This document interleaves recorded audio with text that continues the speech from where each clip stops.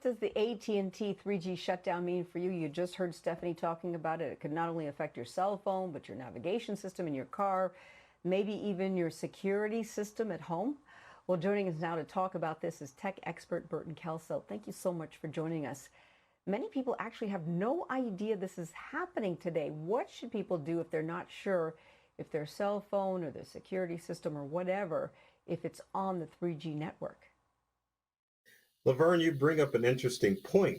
The problem is 3G is about 20 years old, but as we know, technology moves so quickly that it's hard for people to keep up with what's going on. So probably the first thing that most people should do is to contact their provider to find out if their cell phone, their home alarm system, their medical alert devices, and even their vehicles is connected to the 3G network and find out what steps they need to take in order to make sure that they are using equipment that's going to help them stay connected to their services.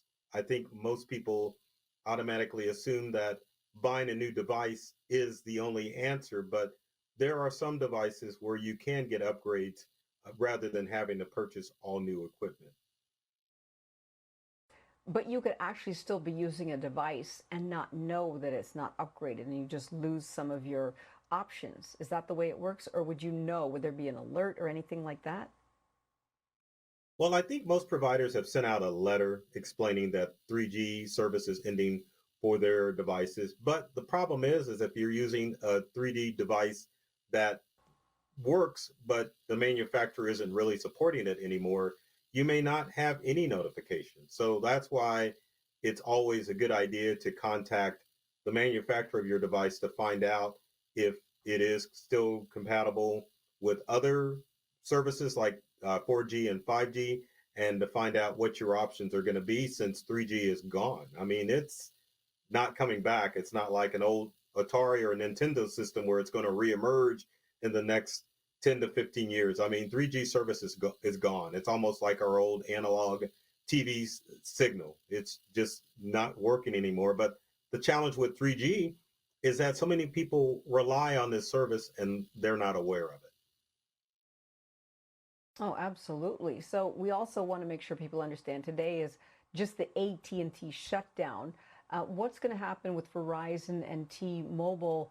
How long are their 3G networks going to be online? And of course, other providers as well. So the challenging thing is that with the big providers, say your T-Mobile, which is going to end service probably midsummer, say June or July, and then Verizon is the most benevolent of all of the providers because they're allowing people to they're ending service at the end of the year, of end of 2020. But the challenge is if you've got some of the other phone services, say like Cricket, or I can't really think of any others right now, you would have to find out what network they are using to ensure that you're not going to use or lose phone service. So we've been talking about shutting down the 3G network, making room for the 5G network. There were concerns about the airlines and air traffic control and that sort of thing. Was all of that worked out?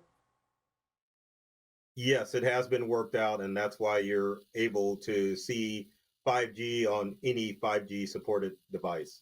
I'm not really sure of the details or why there was really a big stink about that, but now, fortunately, you can get 5G service across the country, even near airports, with no problem. All right. So we also know that companies have been scrambling to adapt to 5G. When they knew this was coming, did they not prepare? Did they not let people know in time, even though that they knew this was coming for years? I mean, should we really shouldn't be at the point where you have to get on the phone and call your burglar alarm company and ask them if you're on 3G? Right. And that's the challenging thing about technology because I think in the tech sector, it's been a known secret for a while that 3G service is ending. But talking tech to other tech people versus talking technology to the end user, a lot is lost in that translation. And so I think a lot of tech companies can do a much better job of informing people what in details as far as the end of 3G service because You can send out a letter letting people know 3G service is ending, and it doesn't mean anything because a lot of people don't even know what 3G is. But communication needs to work better where these large tech companies find a way in order to inform end users in enough time so that they have um, ample time to figure out how they need to upgrade their soon to be outdated devices and so that they can stay connected to their car services, medical service, or even their phone service. It's been a challenge for a long time, and it's kind of hard to figure out what it's going to take in order to keep people informed about obsolescence on a lot of the tech devices we use today. All right, very informative. Thank you so much for joining us. Appreciate your time.